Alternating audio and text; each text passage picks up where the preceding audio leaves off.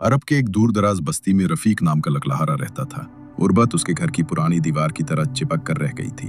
रोज सुबह वो अपनी कलहाटी उठाता, जंगल जाता, सारी दिन मेहनत करता और शाम को 2 रोटियों का सामान लेकर वापस आता। बीवी सबा अक्सर उसके सामने आंसू पूछती पूछती कह देती, रफीक, हम कब तक इस तंगी में जिएंगे। रफीक उसका दुख हल्का करने के लिए हमेशा हल्का सा मुस्कुरा कर कहता, जो रिस्क अल्लाह ने लिख दिया उसी में बरकत है, हलाल का हिस्सा होगा तो बहुत होगा। एक सुबह जब हवा नरम थी और दरख्तों से ओस की बूंदें टिप टिप गिर रही थीं, रफीक जंगल की तरफ चला। आज उसका दिल अजीब सी उम्मीद से भरा हुआ था। रास्ते में रुककर उसने दोनों हाथ ऊपर उठाए और कहा, या रब, आज के दिन को मेरे लिए आसान बना दे। उसने कुछ सोचा नहीं, बस सीधी सी दुआ की और अपने काम की तरफ चल पड़ा। लेकिन जंगल के बीच जाते जाते उसे महसूस हुआ कि जमीन बिल्कुल हल्की सी हिल रही है, जैसे कोई पुरानी चट्टान ने अपनी जगह से सांस ली हो। रफीक रुक गया, दिल तेज धड़कने लगा। उसने देखा कि एक बड़ी चट्टान के नीचे से हल्का सा चांदी जैसा धुआं उठ रहा है। धुआं हुआ में घूमता घूमता एक शक्ल बनाने लगा।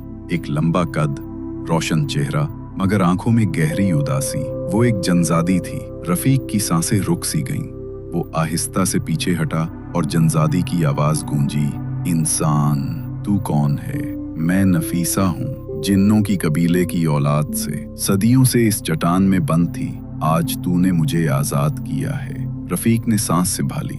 मैं सिर्फ एक गरीब आदमी हूँ, अगर किसी को आजादी मिली है तो मेरे रब के हुक्म से। रफीसा ने हैरान होकर पूछा, तू मुझसे कुछ नहीं चाहता?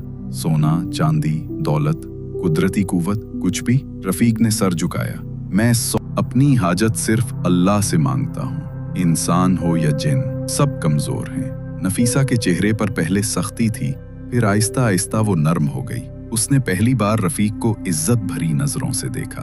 तुम्हारी बात में एक रोशनी है, ऐसी रोशनी जो हमने जिन्नों के बुजुर्गों की नसीहत में सुनी थी। उसने रफीक को जंगल का एक राज बताया। जंगल के अंदर एक नूरानी दरख्त है, उसकी लकड़ी में बरकत है।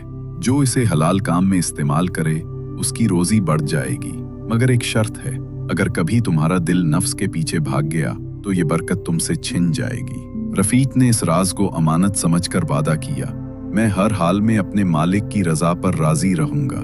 अगले दिन उसने उस खास दरख्त की एक खुशबूदार चमकदार लकड़ी काटी और बाजार ले गया। लोग हैरान रह गए, ये लकड़ी इतनी मजबूत, इतनी कीमती, हम 3 गुना दान देंगे। रफीक को यकीन नहीं आ रहा था। वो हर रोटी को संभल कर लाता था।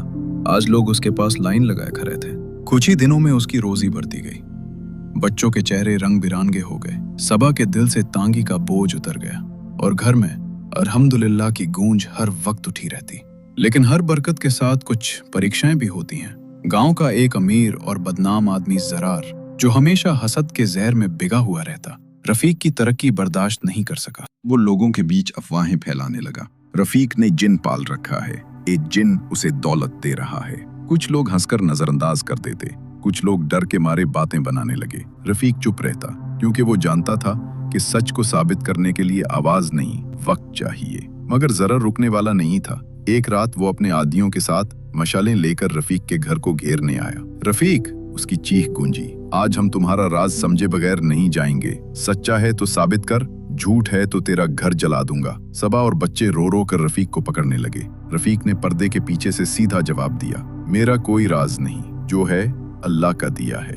तू जुल्म कर रहा है, लेकिन अल्लाह जुल्म करने वालों को पसंद नहीं करता। जरर ने गुस्से में मशल उछाली, आज देखते हैं कौन बचाता है। लेकिन उसकी मशल अभी ऊपर थी कि आसमान पर सैलाब की तरह बादल छा गए। तेज आंधी ने जमीन हिला दी। मशलें एक एक करके बुझने लगी। रफीक के घर के पीछे से हल्की सी चांदी जैसी रोशनी उभरी। नफीसा सामने आ गई। उसकी आंखों में वो रोशनी थी जो जंगल को भी रुक जाने पर मजबूर कर दे। ए जालिमो, उसकी आवाज गिरजी, क्या तुम इस इंसान पर जुल्म करते हो जो सच से नहीं हिलता? आंधी और तेज हुई। जरर के आदमी होश खो बैठे, कुछ गिर गए, कुछ भाग गए। जरर भी पीछे हटा, मगर अब उसकी हिम्मत टूट चुकी थी, जैसे जंगल उसे अपने आप निकाल रहा हो। वो भी भाग गया, पीछे कभी मुड़कर नहीं देखा। सुबह रफीक जंगल गया तो नफीसा फिर जाहिर हुई, लेकिन इस दफा उसके चेहरे पर कोई उदासी नहीं थी, बल्कि एक सुकून था, एक वफा की चमक। रफीक, उसने कहा, तुमने सब्र का इम्तिहान पास कर लिया। अब मेरा वक्त इस दुनिया से रुखसत का है। तुम्हारी बरकत मुकम्मल हो चुकी।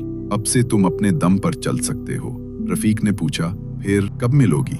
नफीसा हल्की सी मुस्कुराई, जिसमें दोस्ती भी थी और दुआ भी। जब तक तुम्हारा दिल साफ रहे, तुम्हें कभी मेरी जरूरत नहीं पड़ेगी।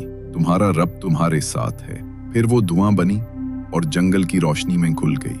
रफीक इस जगह बहुत देर तक खड़ा रहा, जहां एक वक्त में एक जिन उसे इज्जत देकर गई थी। इसके बाद रफीक की जिंदगी और रोशन होती गई। लोग उसकी ईमानदारी की मिसाल देने लगे। सबा और बच्चे उसे फख्र से देखते, और नफीसा, वो वापस अपनी दुनिया चली गई। लेकिन रफीक के दिल में इसके लफ्ज हमेशा गूंजे, सब्र करता रहे, बरकत कभी दूर नहीं होती।